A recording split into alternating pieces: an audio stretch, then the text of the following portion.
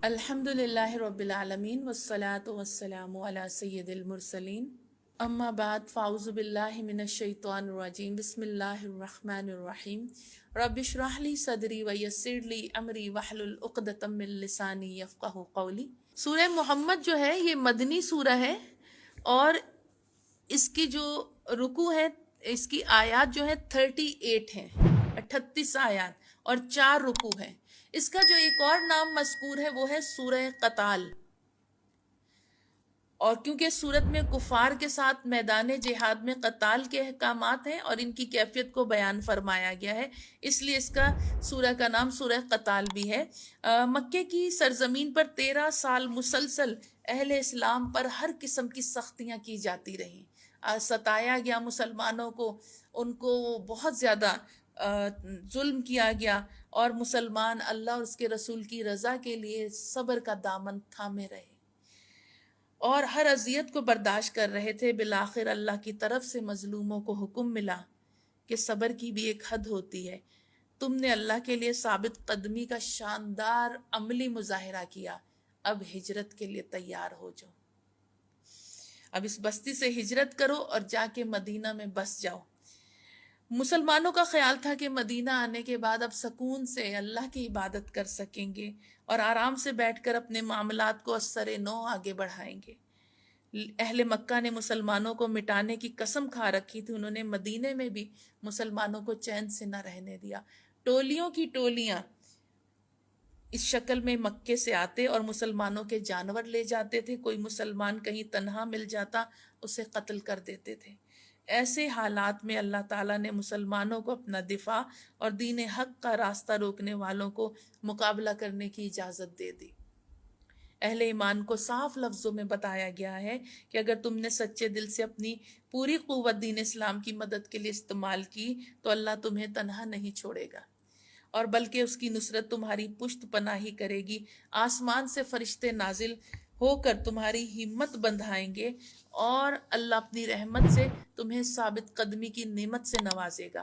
کفار کی قوت اور طاقت کو دیکھ کر مت گھبرانا، کیونکہ کفر کا انجام ناکامی اور نامرادی ہوتا ہے، اور تم اگرچہ کمزور ہو مگر اللہ پاک تمہارا مددگار ہے جو بڑی قوت اور طاقت والا ہے۔ اور جسے کامیاب وہی ہوتا ہے جسے تائید خداوندی حاصل ہوتی ہے، اللہ کی رضا حاصل ہوتی، وہ کامیاب ہوتا ہے۔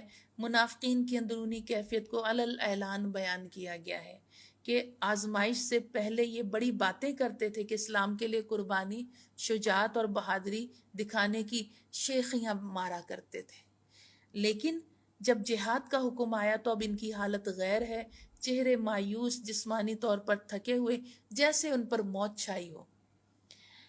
اللہ پر کامل بھروسہ کرنے والے موت سے کبھی نہیں ڈرتے، دل سے ایمان لانے والوں کی یہ کیفیت نہیں ہو سکتی۔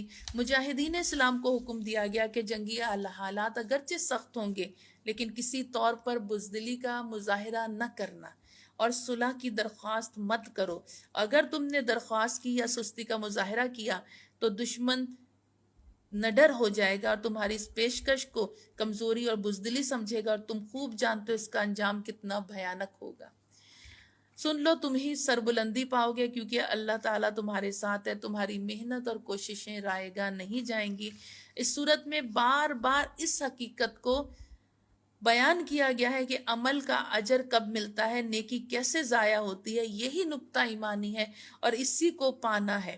دیکھو نیکی رسول اللہ صلی اللہ علیہ وسلم سے تعلق سے حاصل ہوتی ہے، ان کی رضا اللہ کی رضا، ان کی خوشی اللہ کی خوشی، ان کی محبت اللہ کی محبت کا سبب ہے۔ مسلمانوں کو مالی جہاد کی طرف توجہ دلائی۔ اگر اسلام کو تمہارے مال کی ضرورت پڑے تو دریا دلی کے ساتھ اللہ کا دیا ہوا مال اس کے حکم سے اس کی راہ میں خرچ کرو۔ اگر تم نے خرچ کرنے میں بخل سے کام لیا تو اس سے اللہ کو تو کوئی نقصان نہیں پہنچے گا، البتہ تمہارا نقصان ہوگا، اور اللہ تعالیٰ تمہاری یہ عزت کسی اور کو بخش دے گا، اور پھر تم ہاتھ ملتے رہ جاؤ گے۔ اگر تم نے کوتاہی کی کوئی اور قوم سے خوشی خوشی اٹھا لے گی۔ یہ اس کا مختصر جو تھا سورہ محمد کا خلاصہ تھا جو آپ کی خدمت میں بیان کیا گیا۔ اب اس کی ہم جو کچھ اہم آیتیں ہیں، چند ایک اہم آیتیں ان کا ذکر کریں گے۔ آیت نمبر 1، جنہوں نے کفر کیا اور اللہ کی راہ سے روکتے ہیں، اللہ نے غارت کر دیا ان کے عملوں کو۔ جنہوں نے کفر کرا، اللہ کی راہ سے روکا، اد اللہ اعمالہم، ان کے اعمال ضائع ہو گئے، تباہ ہو گئے ان کے اعمال۔ اور ان کے عملوں کو قریش کے سردار جیسے ابو جہل، نذر اور عتبہ وغیرہ مراد ہیں۔ یعنی کون عمل، کن کے عمل؟ ان کافروں کے، بڑے بڑے کافروں کے عمل کہا جا رہا ہے۔ آیت نمبر 4، تو جب ملاقات ہوتی ہے تمہاری ان سے جنہوں نے کفر کیا ہے تو کیا کرنا ہے؟ اللہ حکم دے رہا ہے، جنہوں نے کفر کیا ہے تمہاری ان سے جب بھی آمنا سامنا ہو، یعنی لڑائی کے لیے آمنا سامنا ہو، تو اب تم کیا کرو گے؟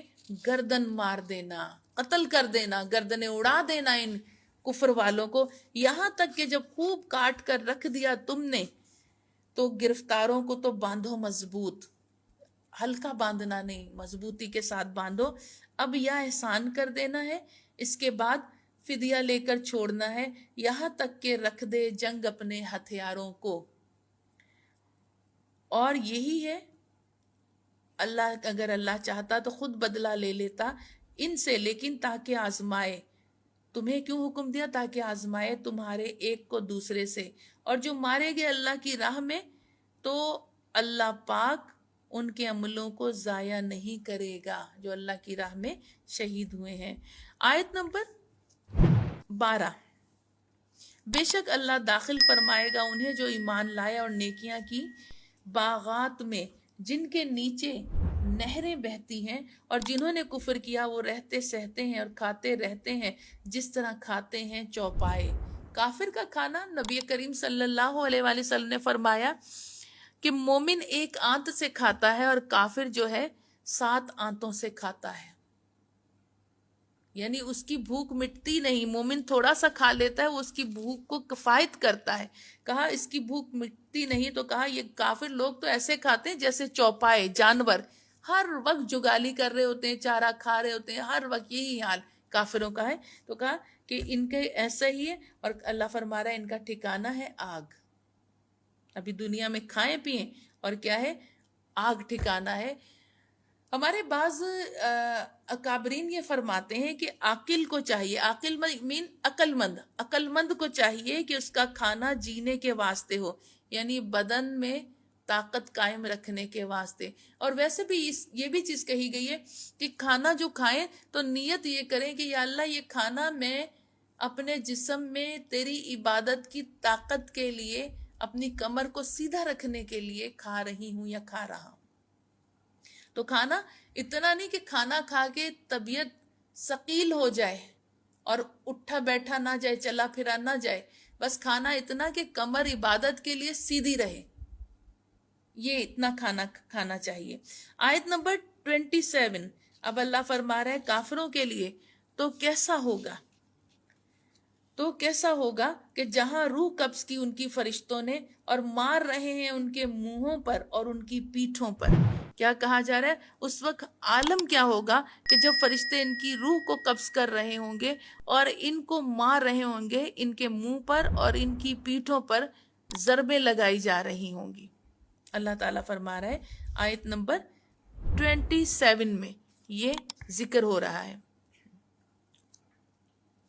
پھر آگے آیت نمبر 36 کی طرف چلتے ہیں۔ دنیاوی زندگی تو بس کھیل کود ہے، اگر ایمان لاؤ اور خدا سے ڈرو تو وہ دے گا تمہیں تمہارے ثوابوں کو، اور تم سے تمہارے مال نہیں مانگے گا۔ کہا اس کو تمہارے مال کی ضرورت نہیں ہے، اگر تم ایمان لے آؤ اور نیک عمل کرو تو کیا ہے؟ وہ تم سے تمہارا مال نہیں مانگے گا، وہ تم کو تمہارے ثواب عطا فرمائے گا، تمہارا مال تم سے نہیں مانگے گا۔ وآخر الدعوانا ان الحمد للہ رب العالمین وصدق اللہ العظیم۔